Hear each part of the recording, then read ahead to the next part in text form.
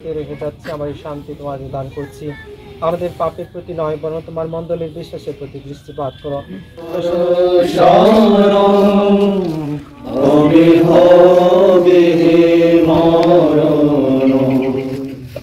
বিচার হবে কি প্রকারে, কোথায় হবে সর্বক্ষণ, আমার আত্মা করো স্মরণ, কবে হবে হে মরণ।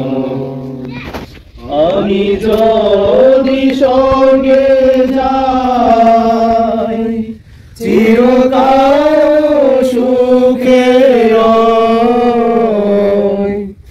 আমি যদি স্বর্গে যাই, চিরকাল সুখে রই।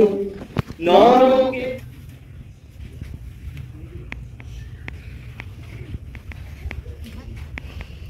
তেমনি ভাবে সান্ধ্যভোজন করে তিনি পান পাত্রটি নিলেন, পুনরায় তোমাকে ধন্যবাদ জানিয়ে তার শিষ্যদের দিয়ে বললেন, নাও এটি পান করো সকলে, কেননা আমার রক্তের পান পাত্র, নতুন শাশ্বত সন্ধি রক্ত, যা তোমাদের অনেকের জন্য পাপ মোচনের উদ্দেশ্যে পাতিত হবে।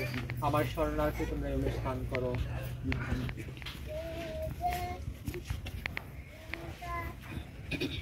আসুন আমরা বিশ্বাসের প্রতি ধন্যবাদ নিবেদন, সত্যই সঙ্গত ন্যায্য সমীচীন কল্যাণকর। তারই মধ্যে আমাদের সঙ্গে পূর্ণ পুনরুত্থানের আশা উদ্ভাসিত হয়েছে। ফলে অসম্ভবভাবে মৃত্যুর কারণে যারা বিষণ্ণ, আসন্ন অমরত্বের প্রতিশ্রুতি তাদের সান্ত্বনা দান করে। হে প্রভু, তোমার ভক্তগণের জীবন বিনাশ হয় না, হয় রূপান্তরিত, এবং এই পার্থিব প্রবাস গৃহভঙ্গ হয়ে স্বর্গধামে চিরস্থায়ী নিবাস প্রস্তুত হয়। অতএব স্বর্গদূত ও মহাদূতগণের সঙ্গে, রাজ্য ও পরাক্রম সমূহের সঙ্গে এবং সমস্ত স্বর্গবাহিনীর সঙ্গে আমরা অবিরত তোমার প্রশংসা জয় কীর্তন করে বলি,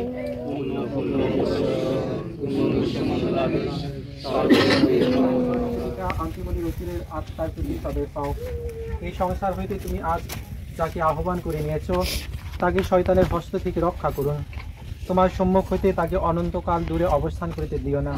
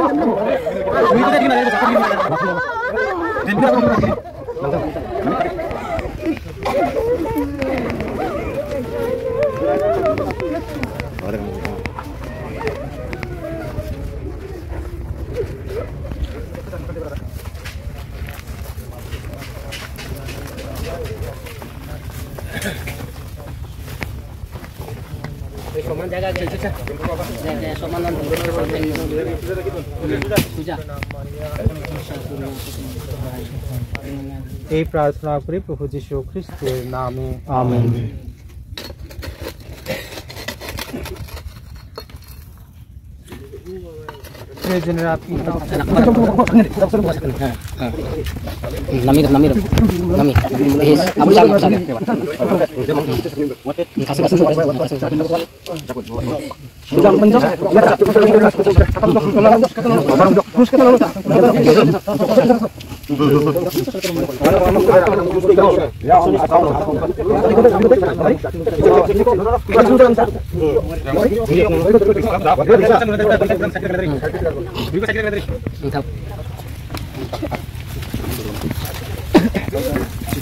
তুমি ধুলি মাত্র ধুলিতে মিশে যাবে, অন্তিমকালে প্রভু ঈশ্বর এসে আপনাকে পুনরুত্থিত দান করবেন।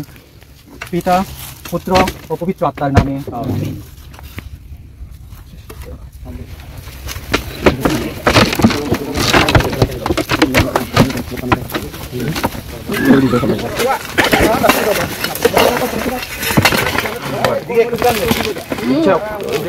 খুদালো বাগাচা গণেশ নি বাবা গপ জানি বক্ত সমনে দে ওরা অন্য থাকি